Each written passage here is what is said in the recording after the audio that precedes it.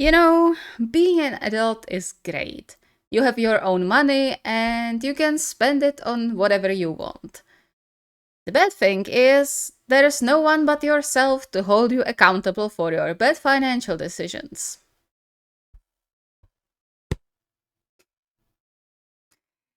We are creating a beautiful rainbow today. Hello and welcome back to my channel. This time we are watching episode 7 of Windbreaker. Sorry for the intro, but I am just so excited that manga finally arrived after a delay that shouldn't happen, but unfortunately happened. However, I am still very happy about the fact that I now have all the currently available volumes on me. Obviously, I'm not going to look ahead because I don't want to get spoiled, but I took a look into volume 1 and it ends in the half of episode 3. So, if my math is correct, volume 2 should end around this episode or maybe around episode 6. Depends on how detailed it's going to be. So I will be taking a look into volume 2 today because I just can't wait. Anyway, last episode we got a lot of things to think about and also we got some Hiragi background, which is awesome. So I really hope this trend is going to continue in this fight because goddamn, it's Sakura against Togame. Like, most definitely, who else? I don't know if we are going to end the fight because this is pretty important fight for the story. So I think it could be longer than, or it's definitely going to be longer than the previous ones.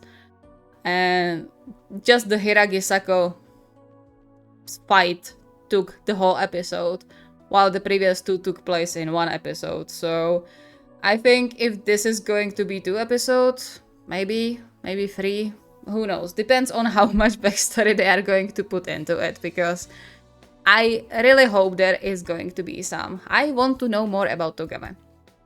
So, without further ado, let's jump right into it. Okay, yeah, we are definitely getting backstory. Goody, goody, goody. Backstories are good.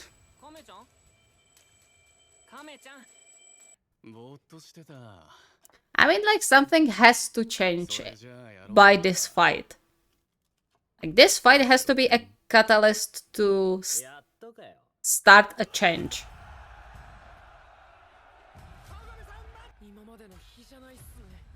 I mean, yeah, it's second in command.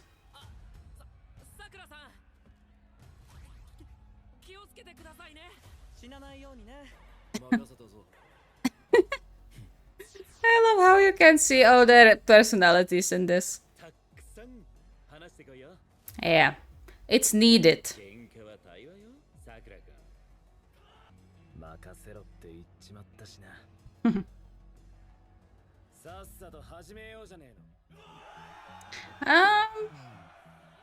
I don't think there is going to be any hurrying up, honestly, in this match in particular. Or this fight. I keep calling it match. I mean, yeah, and it's also dangerous. Oh, damn, he's getting serious. Okay, before we get fully into the fight, I want to give out my prediction. Since I don't know if we are going to finish the match or the fight in this episode, it doesn't really matter, but predictions. I can see 2 ways this can go.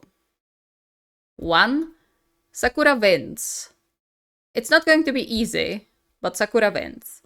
In which case, the change could be started by how Shistoren and mainly Choji would react to their second in command being taken out.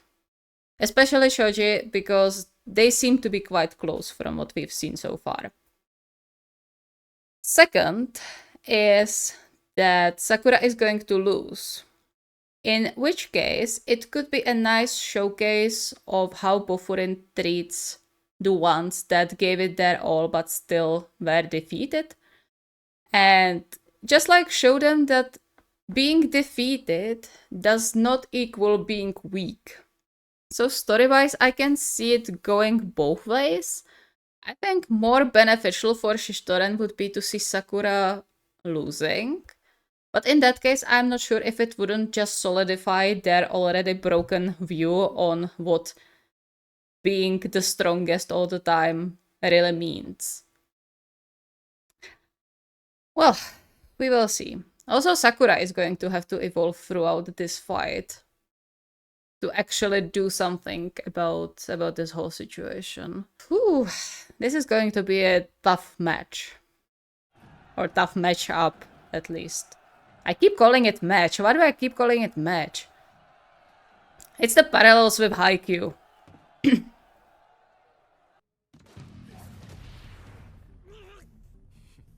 Okay. Okay. Not creepy at all.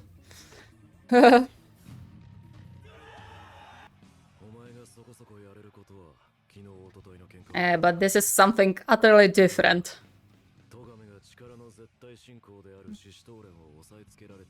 Yeah.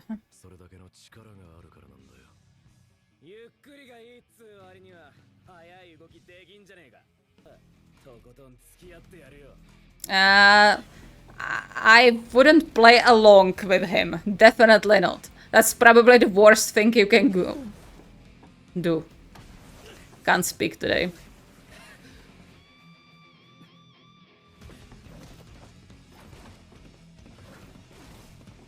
What I'm worried about is the fact that he might be going for exhausting Sakura. Well, yeah. That's why they are on top. Very true.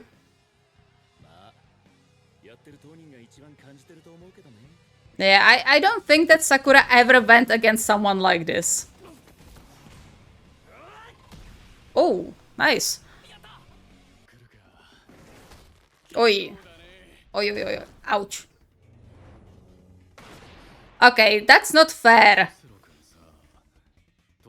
These sandals are not fair.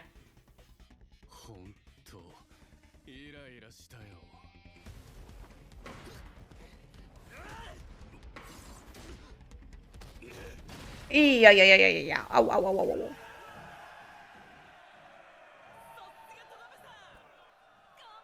I mean, that was a great move.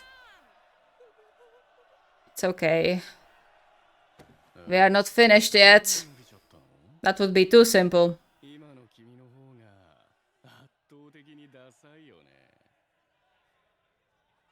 Just give him a bit.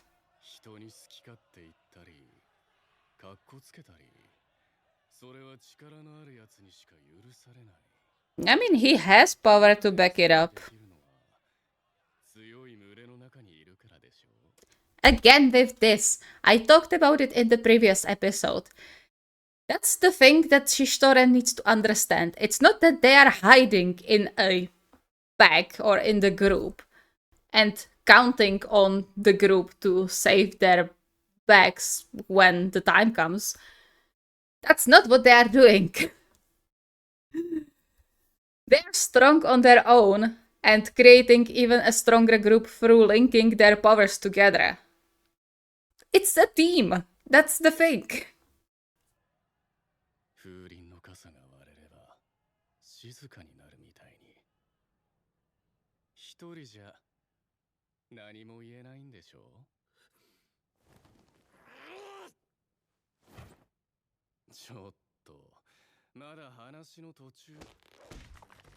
Yes, get him.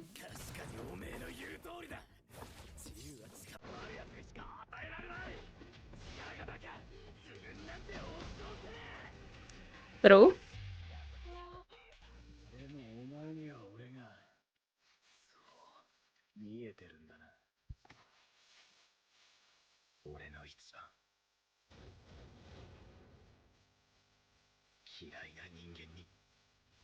Oh yeah, that's true.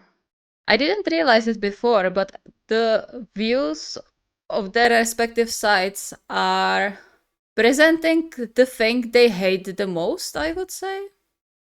Well, I'm not sure about Shishoren's side, but in Sakura's definitely, because Sakura sees Shishoren as the people he hates. And in return, or that sounds bad, but Shishoren sees him and Bofurin as the people who are actually hiding in the groups, who are just strong because they are in a group, because they are outnumbering the person, aka bullies. Which is funny of them to think, or Togama at least, because his group is just a group of bullies.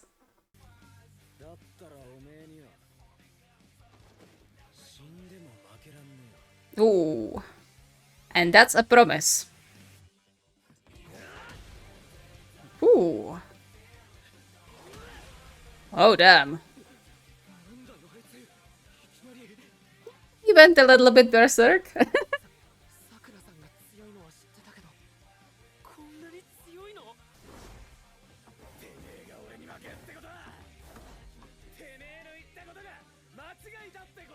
Yeah, that's going to be the main motivation.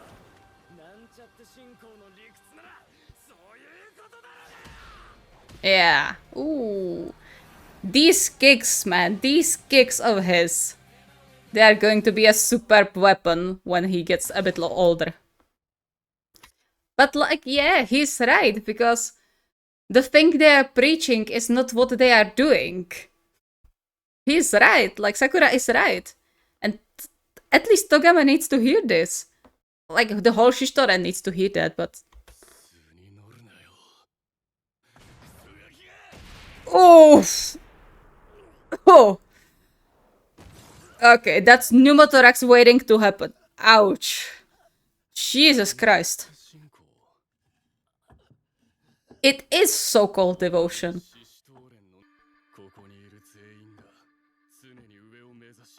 Yeah? You think so? That's what you see? Really? Nah. That's not what's happening.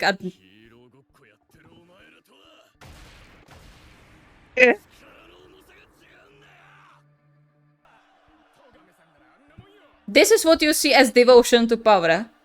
Really?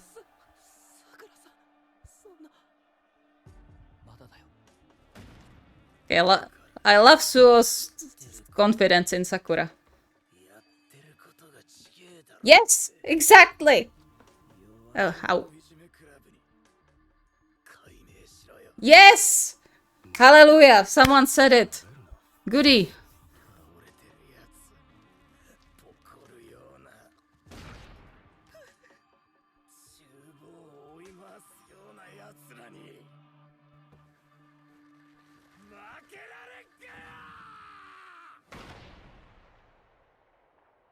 Okay, that didn't hit. That sound was to the floor. Off the floor. It just didn't hit. Okay. He missed on purpose. Oh. Oh. Okay. Okay, that does change perspectives a little bit. Huh. Oh, these guys are fucked.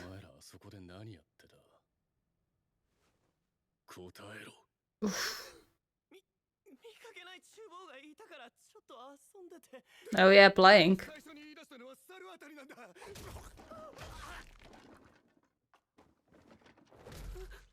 Good. Get them.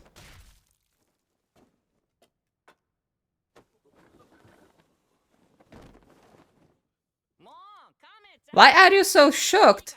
This is what you do all the time. Except the fact that Togama actually has a moral compass, it seems. Interesting. I want to know more. Give me backstory, please. Or something. Give me insight into Togame's head. Hmm. Okay, something changed.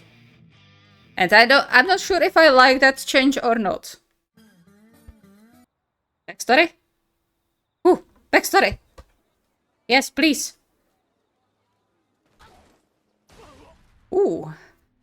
Okay, how did you get from beating up Shishoran guys to being part of them? Ah, okay.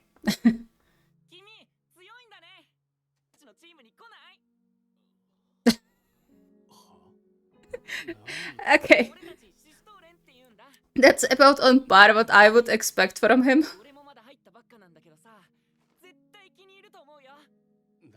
Okay, so how much time ago? Okay, is it just me or... No, it's not just me. I will wait until he's more on the screen. They all look like really laid back. What happened? I mean, Umemiya said that there was a change.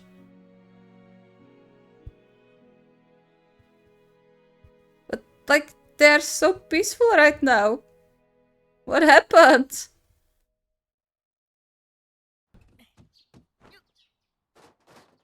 A little parkour master.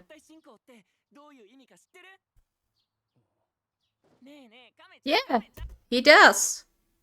He actually has light in his eyes. Unlike today. He just has... like, the eyes are empty. The spark is gone. What happened?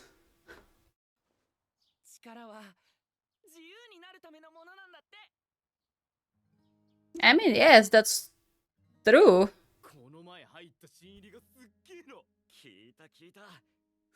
But like something is getting skewed in their heads. And the way they go about things.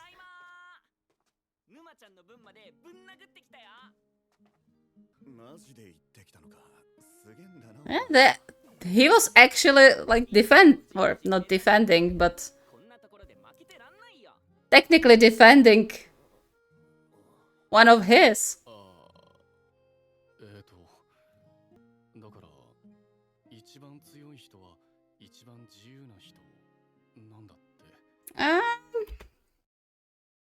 Okay, I think that's the thing where this whole ideology gets skewed in Choji's head.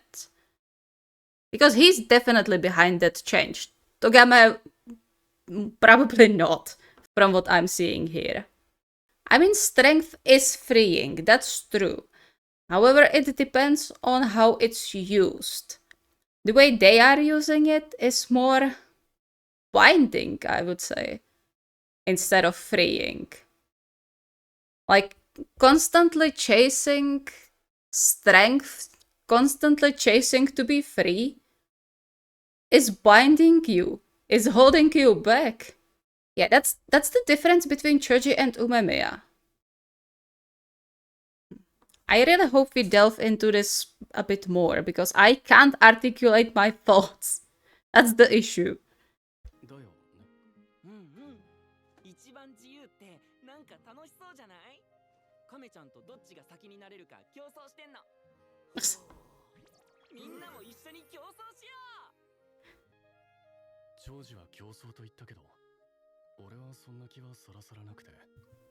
I just wanted to enjoy the journey.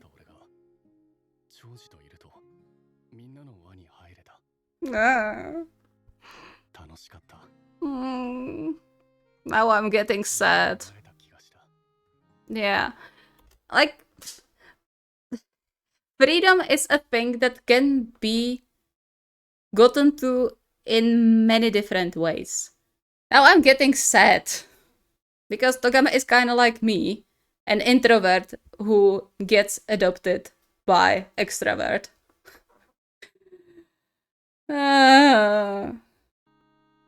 Why are you doing this to me?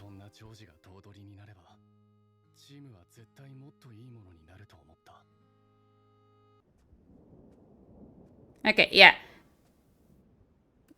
Clearly, Umemiya is right that the problem lies with Choji and the way he sees things. And it's going to rain, isn't it? Bad things happen when it rains in anime.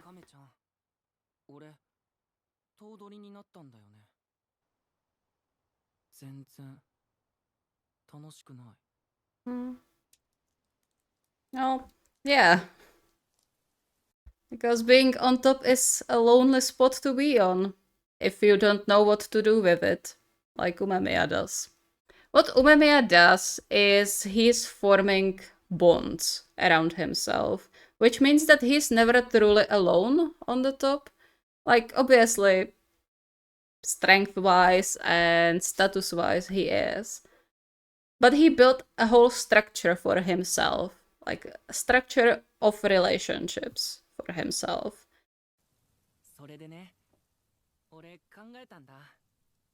Uh-oh. チーム全体が俺と同じくらい強くなればいいんだって。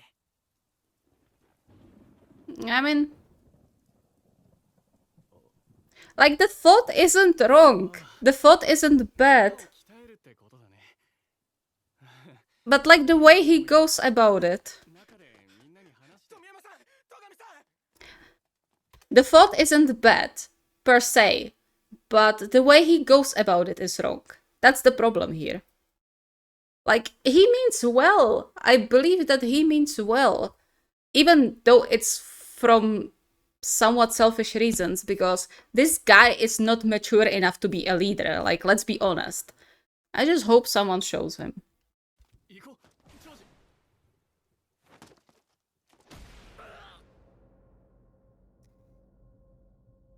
And this is the moment where it all went to hell.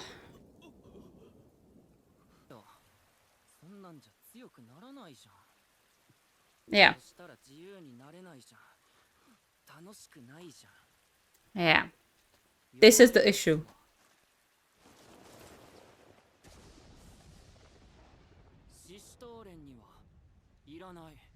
The thing he's aiming for is not wrong, it's not bad. The bad thing is how he goes about it. And why he goes about it this way? Because he's immature and doesn't understand the nuances that the ideology of being a devotee of power means. And doesn't understand that just because you get defeated doesn't mean you are weak. Because there is always someone stronger than you. There is always someone better than you. That's just how it is. Even if you are on top, you have to constantly evolve because there are going to be people pushing up on you, trying to take that spot from you, usually. Unless you create something like a nest, let's say, to prevent that. And that's what Umemiya does, because he creates a space where the people don't need to fight for the position. But yeah, Choji just misunderstood the whole thing. And that led to this whole mess. Whew. Yeah, and the spark is just gone. Uh.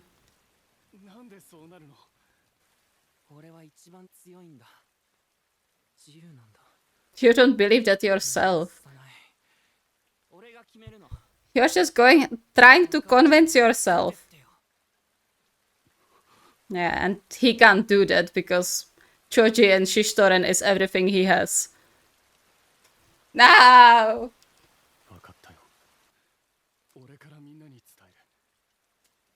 And he's going to shoulder the blame.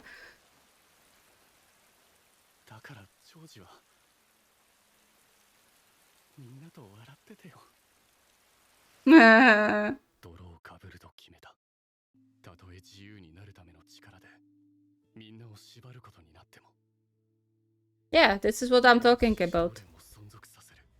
Binding someone to become free. Like, that's an oxymoron. Doesn't work that way.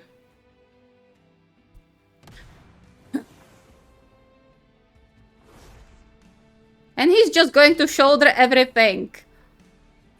Because he has hope that everything will be fine again. He's thinking right now, I would say.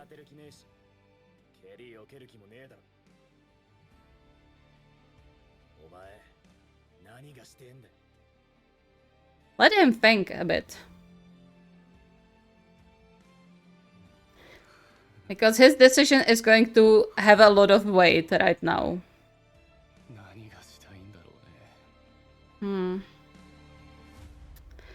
Alrighty. I have a lot of thoughts after this episode. I'm not sure if I will be able to articulate everything.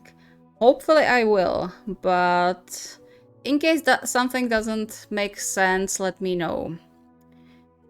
What I think happened is that Choji felt free before because he didn't have the responsibility for the whole team. As I said, he's not fit to be a leader, not at this point at least, because he's so immature. Like, Togame would be a good leader if he wanted to be. Like, he's not going to be because of his personality, obviously. But he has better head on his shoulders than Choji does, which is sad. Overall, like, their whole relationship is... What we saw in this episode is so sad because Choji is everything Togame has. Or, for the most part. Choji and Shishitoren, but mostly Choji. And just seeing this change in him had to break him so much. Like, enough for him to willingly turn into a bad guy inside his own team just to keep the hate from the one he cares about. That's so sad.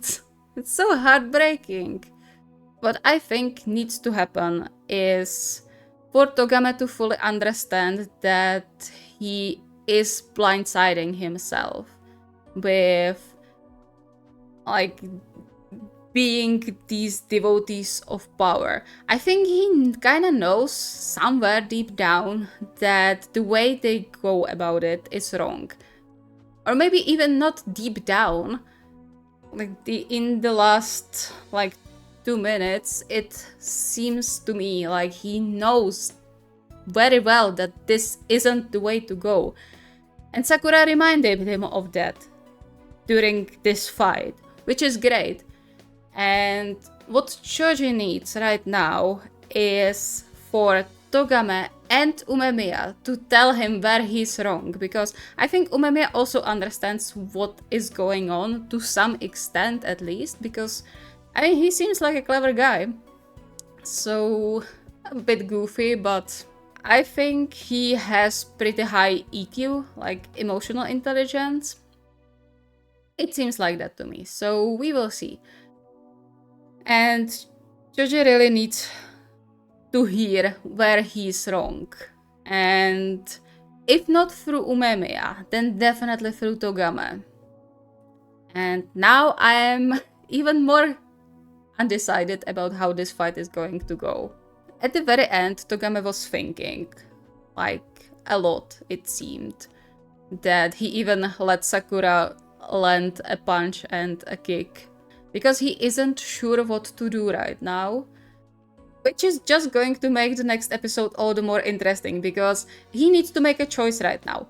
Either continue in this way that things are going, while knowing that he's also shielding bullies and just the whole ideology is skewed within Shishitoren, or he's going to change his views but risk losing all the friendly connections he has and losing the person he cares about the most in the process.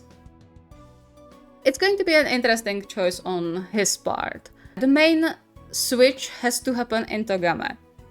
At this point, at least. Before the fight between Choji and Umemiya is going to happen. If it's going to happen. I can see a scenario where it doesn't happen. But yeah, so far I think it is going to happen because we haven't seen Umemiya fight yet. And that's something I really want to see. Okay, I'm blubbering too much once again. So thank you for watching along with me. If you like the reaction, consider subscribing to the channel so you don't miss out on any future reaction. Leave a like, leave a comment in case I misread anything or something wasn't clear from what I said. And see you next time! The next episode is going to be electrifying, I can already tell. See ya!